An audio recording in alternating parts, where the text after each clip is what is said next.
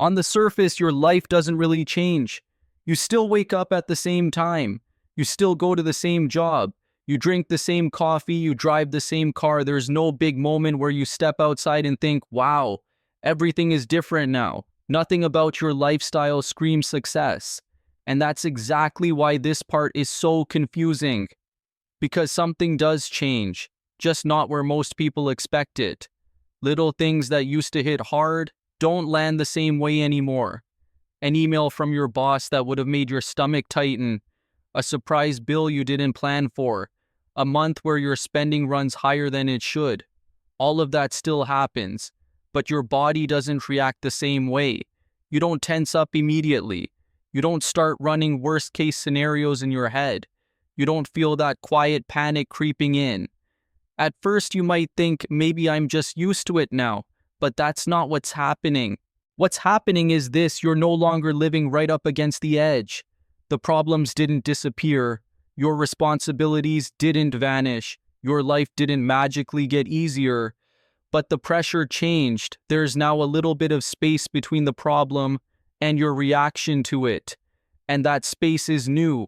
It doesn't come from confidence. It doesn't come from motivation. It doesn't come from discipline. It comes from having $200,000 quietly sitting there doing something most people never notice. It's not buying you stuff, it's buying you distance. And once that distance exists, the way you move through your day starts to shift, even if nothing on the outside looks different yet. So here's where things get interesting. Why is it that some people hit $200,000 and suddenly they talk less, not more? They don't rush to respond. They don't jump at every opportunity. Their decisions slow down but somehow get sharper. While other people at the exact same number do the opposite. They get restless, they feel behind, they start thinking they need to move faster, they want a breakthrough, they want something big to finally happen. Same amount of money, completely different behavior. And here's the part nobody explains. Why does $200,000 fail to buy freedom? Why doesn't it buy happiness? Why doesn't it feel like the finish line everyone imagines, yet somehow it quietly changes how you move through your days, how you react to pressure, how long you're willing to wait, how much noise you can ignore? And the most important question of all sits right underneath that. What actually changes when you understand this number correctly? And what goes wrong when you misunderstand it? Because at this level, the money itself isn't doing the damage. It's how people interpret what that money means. And that's where the real shift begins. Here's the honest truth stated clearly. $200,000 does not make you rich. It doesn't upgrade your lifestyle. It doesn't move you into a different social class. But it ends a specific way of living. Up until this point, your life is organized around reaction. You react to bills, you react to deadlines, you react to pressure. You make decisions based on what needs to be handled right now. That's not because you're careless.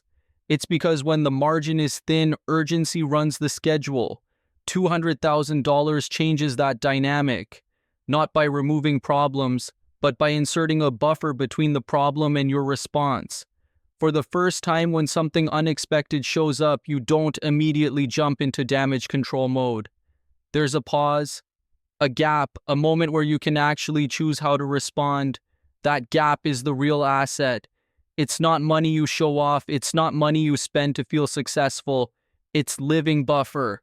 And once that buffer exists, life stops feeling like a series of emergencies. Decisions slow down. Thinking stretches out. You stop optimizing for the next 30 days and start thinking in years.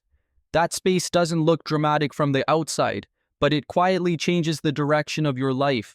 And most people don't realize it's happening until they either protect it or accidentally destroy it. I've watched a lot of people reach $200,000.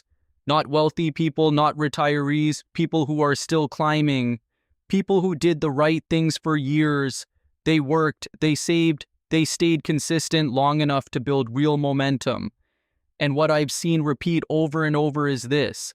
Their lives get lighter, but their minds get heavier, not because something went wrong, but because for the first time in their adult lives, they're no longer being forced to move fast. There's no immediate fire to put out, no constant sense that one mistake could knock everything over, no pressure to grab the first acceptable option just to stay afloat. And that sounds like a good thing. It is a good thing, but it's also unfamiliar. When you've spent years living in urgency, speed becomes your default setting. So when life suddenly slows down, a lot of people don't experience relief right away.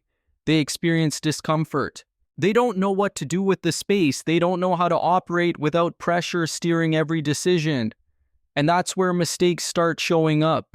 Not because they're careless, not because they're uninformed, but because nobody ever taught them how to think clearly when the noise finally drops. And that's exactly why this stage matters more than most people realize.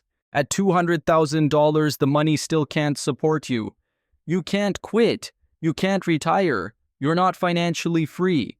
But it can do something just as important. It can stop scaring you. And that changes how your entire life system operates. Here's what actually shifts. The first change shows up in career decisions.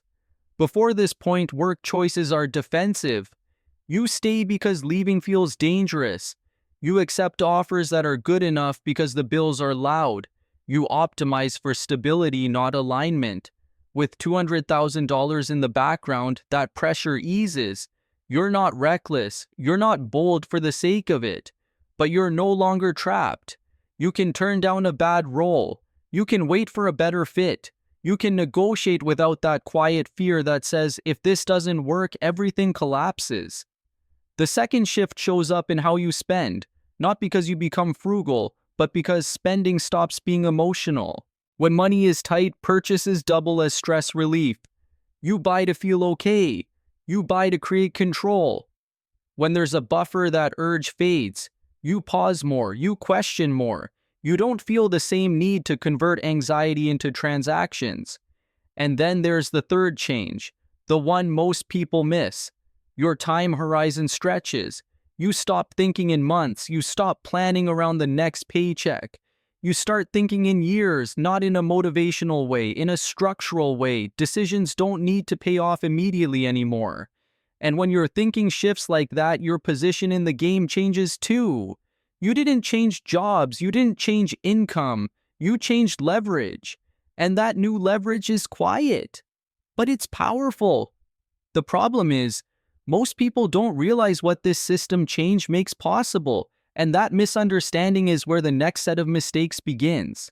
When you reach $200,000, your brain receives a very specific signal. It's not excitement. It's not pride. It's not motivation. It's this quiet message in the background: I'm not standing right at the edge anymore. For most of your adult life, your nervous system has been operating in survival mode. Not dramatic survival, just constant low-level alertness. Bills, deadlines, unexpected expenses. The feeling that one bad month could cause real damage. When that's the environment, your brain learns a pattern. React fast, decide quickly, fix what's in front of you right now.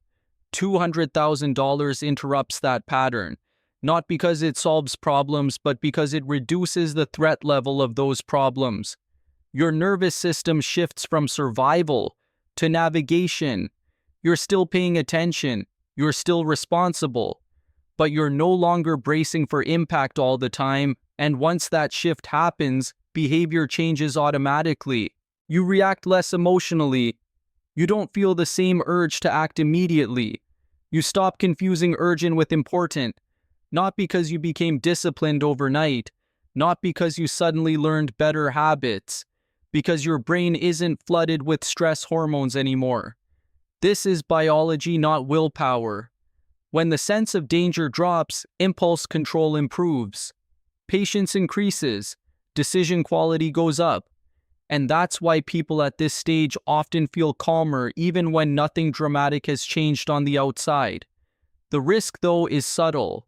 When calm feels unfamiliar, a lot of people mistake it for stagnation. And that misunderstanding is exactly where the next set of problems begins. But this is where the dark side shows up. $200,000 is also the point where a very dangerous misunderstanding starts to creep in. You begin to feel safe, but you're not actually safe yet. You're no longer fragile, but you're still very breakable. And that gap matters.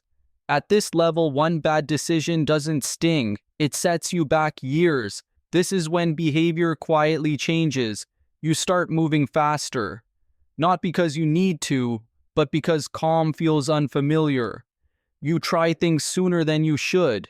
You take risks that feel small only because the number in your account is bigger now.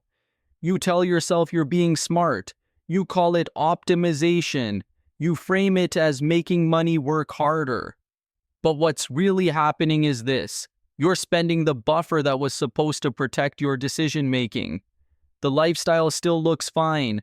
Nothing collapses immediately. From the outside, it even looks like progress. But underneath, momentum is leaking. You're reintroducing urgency into a life that just escaped it. And here's why this stage is so unforgiving. At lower levels, mistakes teach lessons. At this level, mistakes erase time. Not 1 month, not 1 quarter, years. Because the money you lose now isn't just money. It's future growth that never gets the chance to exist. The scary part is how quiet this process is. There's no warning alarm, no dramatic failure, just a slow realization later on that life feels tense again. And by the time most people notice, they're already trying to climb back to a place they thought they had secured. That's the moment everything starts to feel heavy again. And it raises a question that most people don't ask soon enough. What is this money actually meant to protect you from? Let's strip the emotion out for a moment and look at the math. $200,000 earning a reasonable 8% produces about $16,000 a year. That's not income.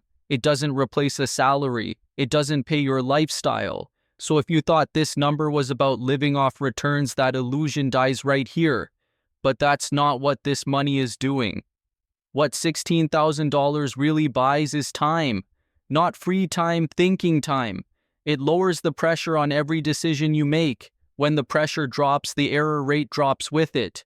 You don't rush into bad opportunities. You don't lock yourself into the wrong commitments. You don't say yes just because you're scared of saying no. And that's where the math actually compounds. One slightly better career move. One avoided bad partnership. One delayed decision that lets better information show up. Those aren't visible on a spreadsheet, but they change your trajectory. Think about it this way. A single rush decision can cost you years. A single calm decision can give them back. $200,000 doesn't buy outcomes. It buys decision quality. And over time, better decisions quietly outperform almost any short-term return you could chase.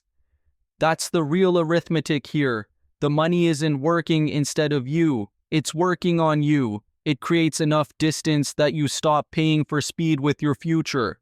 The mistake is thinking this math is small, because when decision quality changes, everything downstream changes with it, and that leads directly into the trap most people fall into next.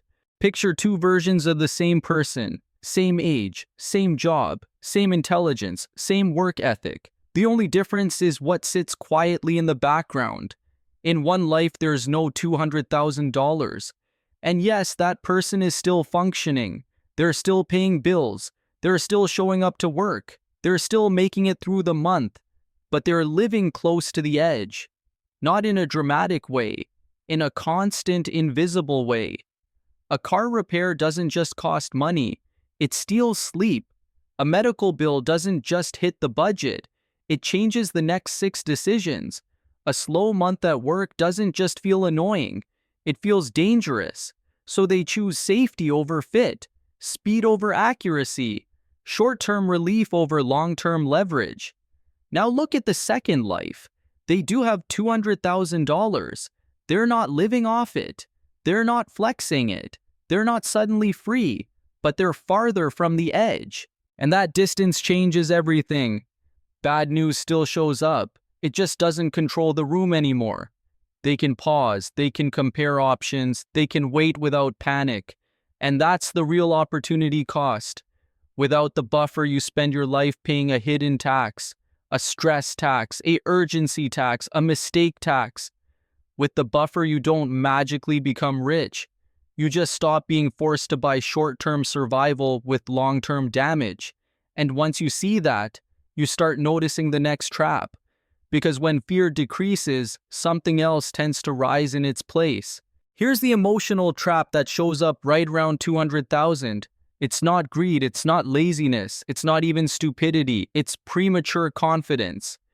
Your life gets lighter, the stress drops, the emergencies don't feel as sharp, and your brain mislabels that feeling. It says, see, you're different now, you can handle more now, you've earned the right to speed things up. That's the trap. Because financial readiness and psychological readiness are not the same thing. 200,000 doesn't make you durable, it makes you less scared. And when fear disappears, confidence rushes in to fill the space. So you start doing something subtle. You stop treating risk like a cost. You start treating it like a personality trait. You don't say it out loud. You just feel it.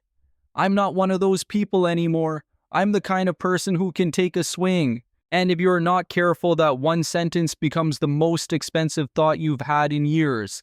Because at this stage, you finally have enough money to make a mistake that looks small, but compounds into something permanent. And once that trap is named, the next question becomes uncomfortable. Why does the world want you to fall into it? Here's the part that usually stays invisible. No one makes money when you stay still. No one profits when you live evenly. When you don't trade, when you don't upgrade, when you don't do something with your money. At $200,000, you quietly become valuable to the system. Not powerful, not free, marketable, because now you have enough money to act, but not enough margin to recover easily if you act wrong. This is the perfect customer. Financial products don't sell patience, they sell movement. Apps reward activity. Media rewards excitement. Platforms reward urgency. Nobody builds a business model around telling you to wait to do nothing to protect your buffer. Because waiting doesn't generate fees. Calm doesn't generate commissions. Inaction doesn't generate content. So the message around you subtly shifts. You're ready. You're behind if you don't move. Your money should be working harder. And none of that advice is framed as reckless. It's framed as responsible, as smart, as growth. But the system isn't designed to optimize your long-term trajectory. It's designed to keep money circulating. And $200,000 is the moment you're finally big enough to be worth pulling into that circulation. The danger isn't that the system is evil. It's that it's indifferent. It doesn't care what this money was supposed to give you. And that's why the final decision at this stage has nothing to do with returns. It has to do with what you decide this buffer is actually for. $200,000 doesn't buy freedom. It doesn't let you stop working. It doesn't change who you are in the world. It doesn't move you into a different category overnight. What it does is quieter. It removes urgency. And once urgency disappears, your life starts running on a different rhythm. You don't wake up chasing. You don't decide under pressure. You don't feel forced to turn every choice into a rescue mission. Nothing looks dramatic from the outside. Same routine, same job, same city, same car. But inside the structure is different. Decisions are steadier.